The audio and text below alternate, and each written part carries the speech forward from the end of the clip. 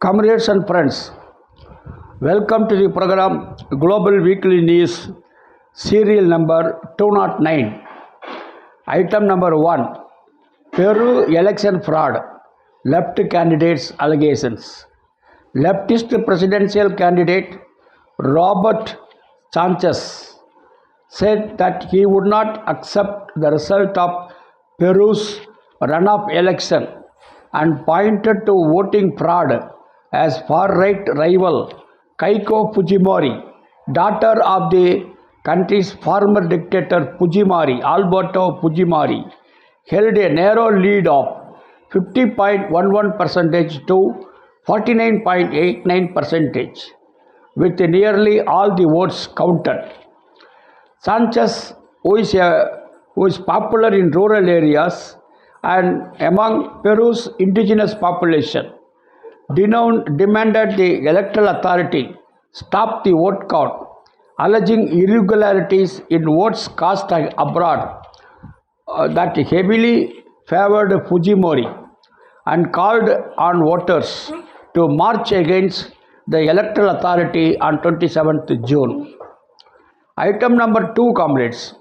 Second Russia-Africa Summit. At the second Russia-Africa Summit in St. Petersburg, Captain Ibrahim Traore stood in front of delegations from 49 African countries and asked a question that should make every African leader uncomfortable. We do not understand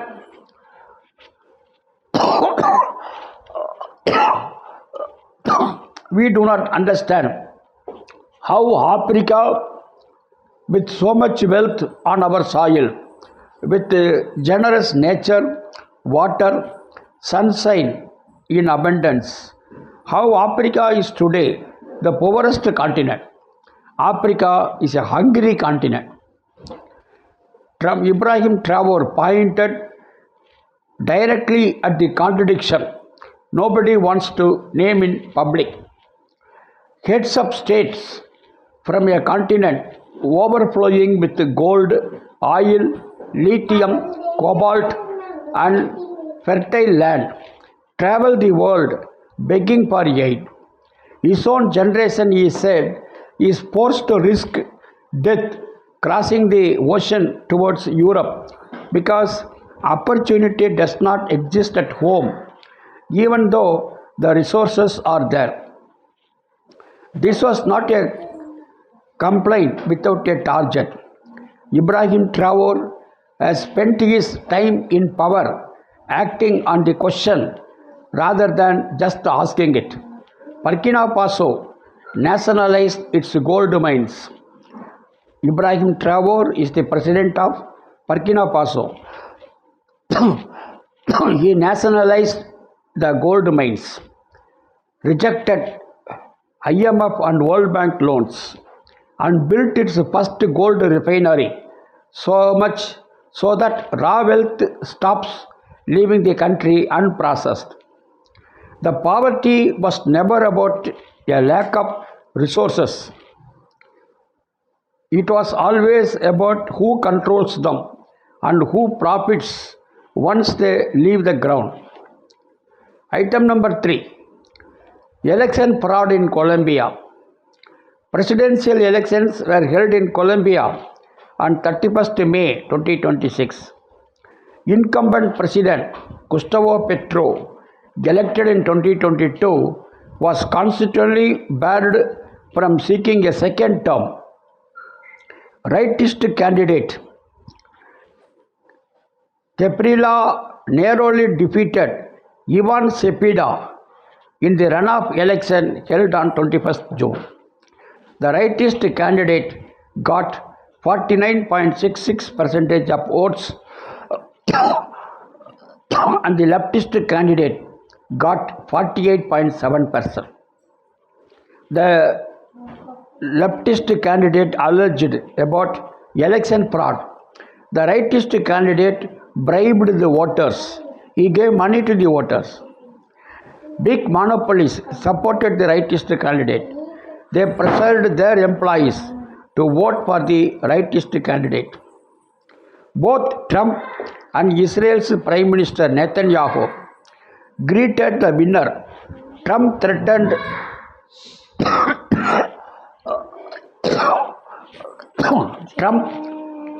the voters to vote for the rightist candidate for continuity in US-Colombian relations. The major economic partner of Colombia is United States. Lakhs of Colombians have migrated to US. The flowers and coffee from Colombia are exported to US. The policies of the new government violate the peace deal arrived in 2016 between Colombian government and the Revolutionary Armed Forces.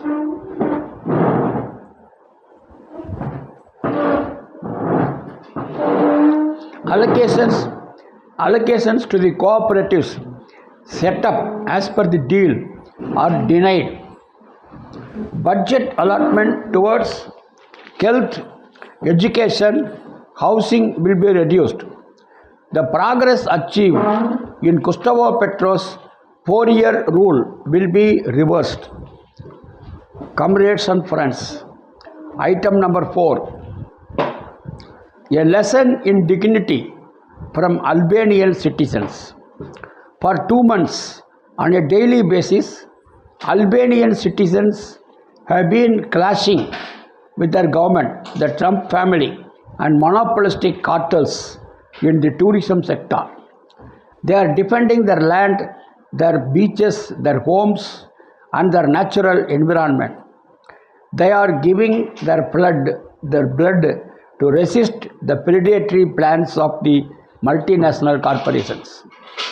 They deserve congratulations, and perhaps deep within the DNA of these people, some sparks remain alive from the era of resistance against the armies of Hitler and Mussolini, as well as from the socio-economic system that educated them for nearly half a century. Next item, comrades, 5th item. China's message on Iran. Beijing says it supports Iran's sovereignty, security, territorial integrity, and legitimate rights. In simple terms, China is saying Iran has the right to protect itself when it is threatened or attacked. That is a major diplomatic signal. While Western governments keep framing Iran only as the problem, China is pointing to the bigger issue. No country can be bombed, pressured, sanctioned, and threatened forever while being told it has no right to respond. This is why the global order is changing. Countries outside the Western Bloc are no longer staying silent when the US and Israel government set the rules for everyone else. They are openly saying that sovereignty applies to Iran too. China's position does not mean it wants a wider war. It means it wants the crisis handled through diplomacy, not domination. And that message will worry Washington and Tel Aviv. Item number 6, comrade. Zoran Mamdani backed 3 candidates, won. Zoran Mamdani, New York progressive mayor, backed 3 insurgent candidates for Congress in high-profile primaries. All the 3, Brad Lander, Claire Waldes, and Abila Chevalier, won smashing victories. For Mamdani, it was proof that the political revolution he launched last year is still very much alive. For the Democratic Socialists of America, which put its organizational muscle behind most of the races, the results were evidence of its ever-increasing ascendancy in New York City politics. And for the city's traditional political setups, the night showed how weak its grip on power is becoming. clear. Comrades and friends, now we move to item number 7. Why progressives are winning elections in United States? Bernie Sanders explains. Bernie Sanders, the US progressive senator, spoke on the victory of Mamdani-backed candidates. What we saw last night in New York City, few months all across the country, the message is pretty clear. People are sick and tired of status quo politics. They are tired of the establishment. They understand that the very richest people in the USA are becoming phenomenally richer, while 60% of our people are struggling to pay the bills, to pay the health care, to pay for housing, to put food on the table, to fill up their gas tanks. People understand that they want change. They want to end the corrupt campaign finance system, which enables billionaires to spend huge amounts of money to elect candidates who will represent their interests and go to war against working class people. People want change.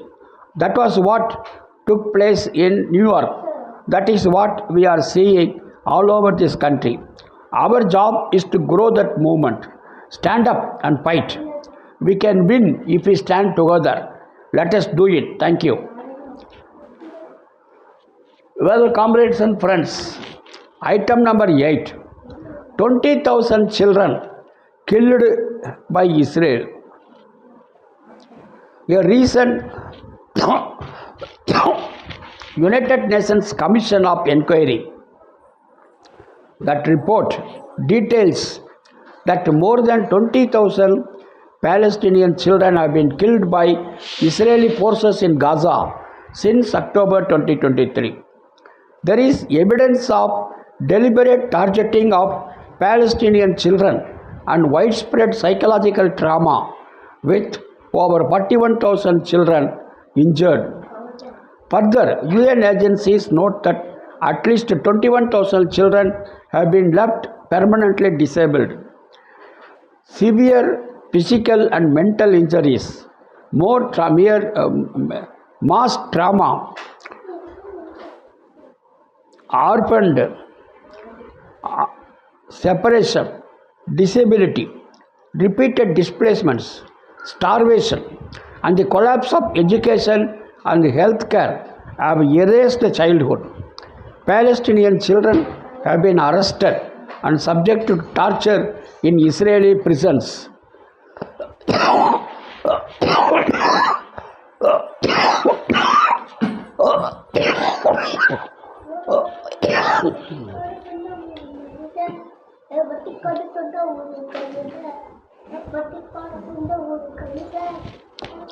Silent are ரெண்டு பேரும்.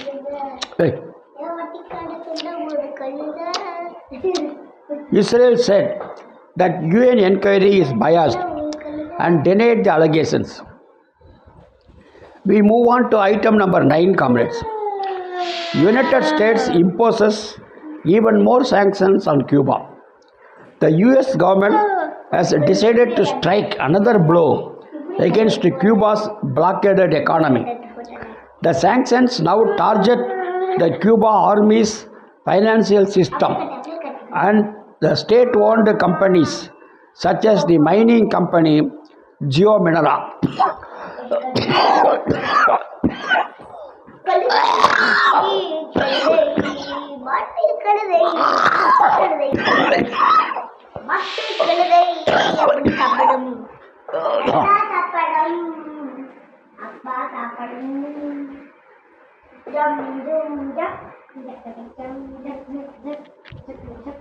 Cuban Army's financial system continues to operate as the financial muscle behind the Cuban regime's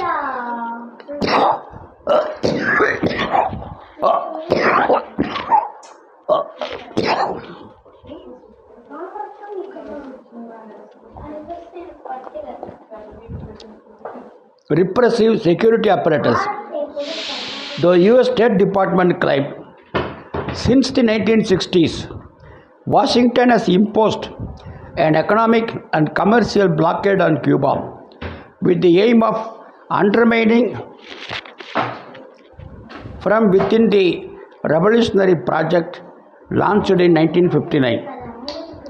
However, throughout these decades, Cuba managed to remain standing thanks to tremendous conviction and national unity, as well as the collaboration of friendly countries such as the former USSR, China, Vietnam, and Venezuela, among others.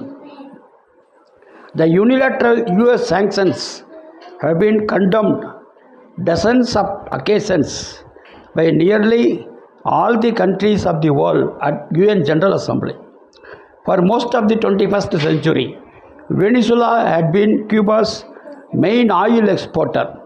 On 3rd January 2026, following the US attack on Venezuela and the capture of its president Nicolas Maduro and his wife, who are now imprisoned in New York, US banned oil imports from Venezuela to Cuba.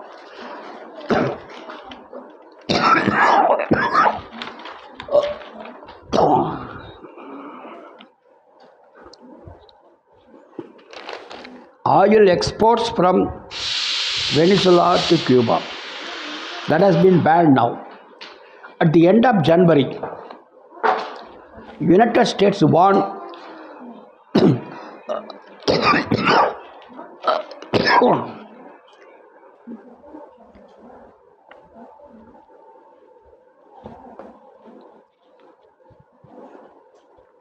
At the end of January, US warned that it would sanction any country that sold oil to Cuba.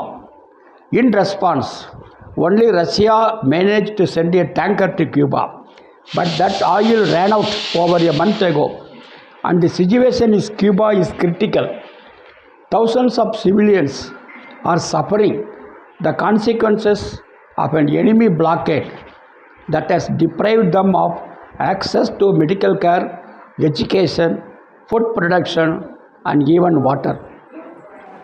A few days ago, under enormous pressure from the United States, the Cuban government decided to open the Cuban market to private interests. Nearly 176 measures are part of a package aimed at attracting private capital investment, not only from small investors but also from large ones.